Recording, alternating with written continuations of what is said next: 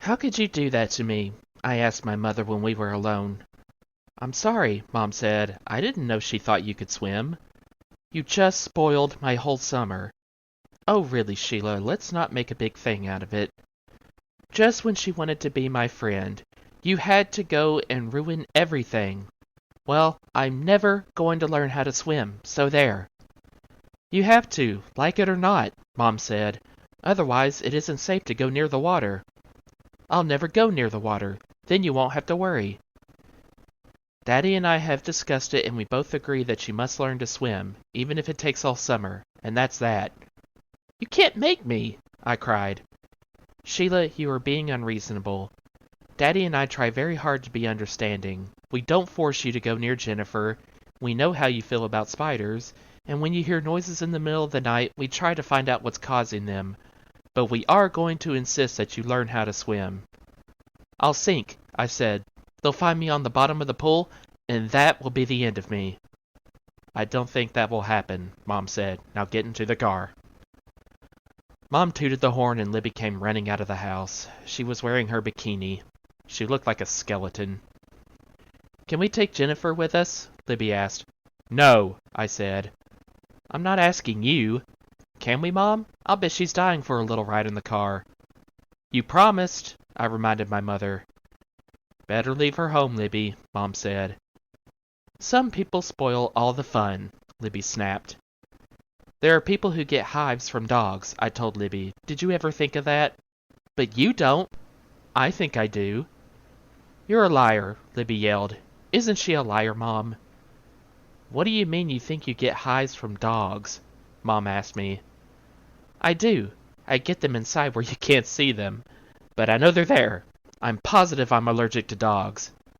Oh, Sheila, Mom said. Jennifer stood up and barked then. I'm sure she was laughing at me. I hate that dumb old dog. Libby sulked all the way to the pool because Mom told her Jennifer had to stay at home. She said this had nothing to do with me. It was just there was probably a rule about bringing animals to the pool. I don't think Libby believed Mom, but she seemed to forget about it when we got there. The swimming pool is round at the deep end and curved at the other. My mother says it is kidney-shaped. I wonder if my kidneys are shaped like that. When I get home, I will look it up in my encyclopedia and find out. There are 2 diving boards. One is up high and the other is medium. Each family has a tiny dressing room with their name on the door. Ours says Egrin. I asked, couldn't we put up a little sign that says Tubman, just for the summer? I felt silly using the Egrin's dressing room. I kept thinking about those 3 boys. So my mother let me scotch tape Tubman over Egrin so at least people will know who we are. Libby doesn't care about going to the beach anymore, because the pool is full of boys. Besides the lifeguards and the pool boys who work there, plenty of other boys come just to swim. My sister, in her new bikini, thinks she's the greatest.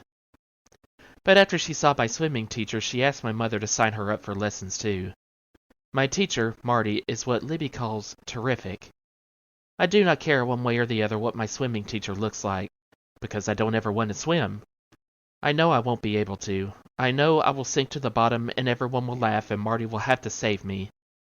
I told him this right off when my mother signed me up for 15 private lessons. I'll never be able to swim, I said. Sure you will, Marty told me. No, I mean it.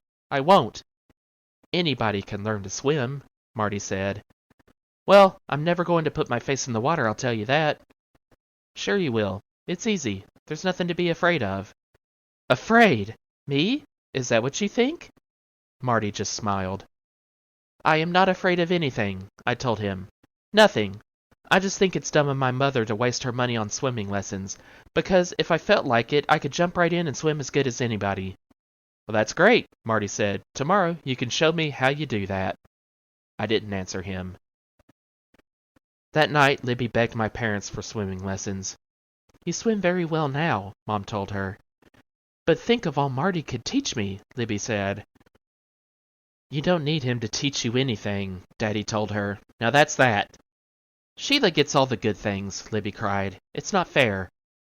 You can have my lessons, I said, all 15 of them. But Daddy and Mom said, oh, no, together. The next afternoon I told Mom that I had an awful stomach ache and I couldn't possibly go to the pool. She gave me a spoon of pink peppermint stuff and told me I'd be fine in a few minutes.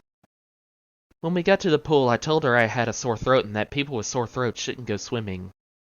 Mom said it was probably just an allergy to the trees. Since when am I allergic to trees? I told her that I forgot my bathing cap so I wouldn't be able to put my head in the water, but she pulled out a new cap and said she brought one along just in case, and then she delivered me to Marty.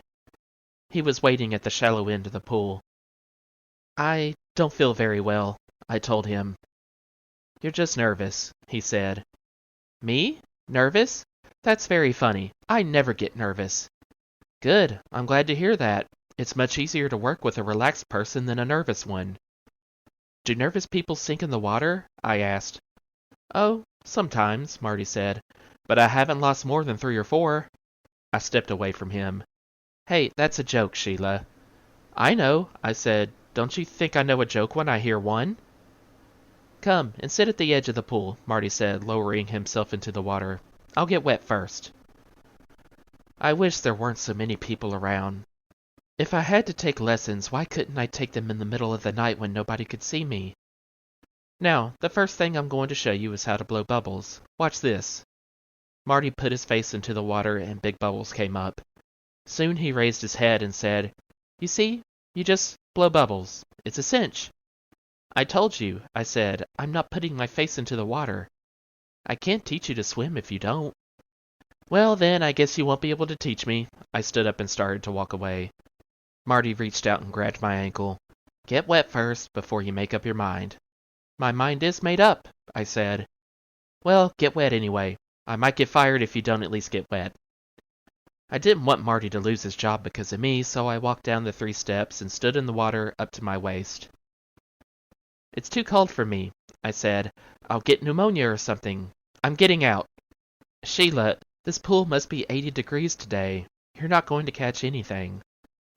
Marty scooped me up and started walking around the pool with me. I said, Put me down. You put me down right now or I'll scream. If you do, everyone will hear and look over to see what's going on. Is that what you want? I think he's a mind reader. I hate him.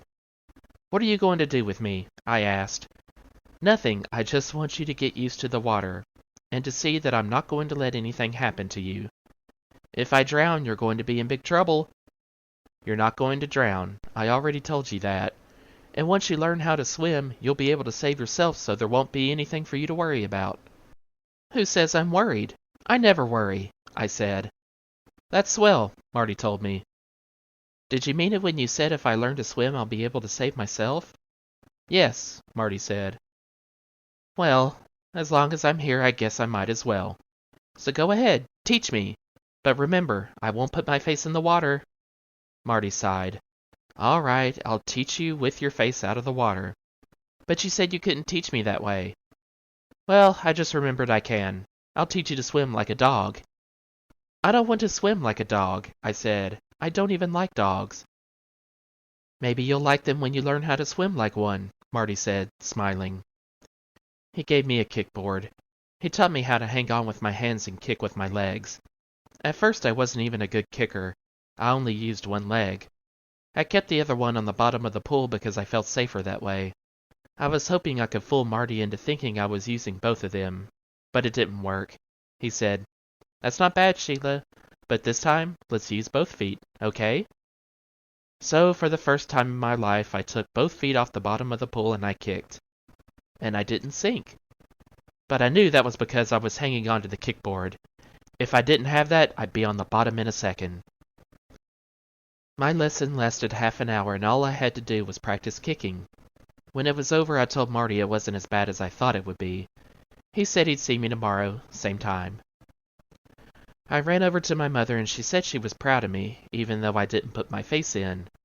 I told her Marty said I didn't have to, and that I'd never have to because he was going to teach me to swim like a dog, and dogs are very good swimmers. Everyone knows that. My mother looked at me funny and said, Well, you and Jennifer have something in common after all, don't you? But I didn't answer, because I heard someone calling, Sonny Sheila Tubman! Sonny Sheila Tubman! Watch this!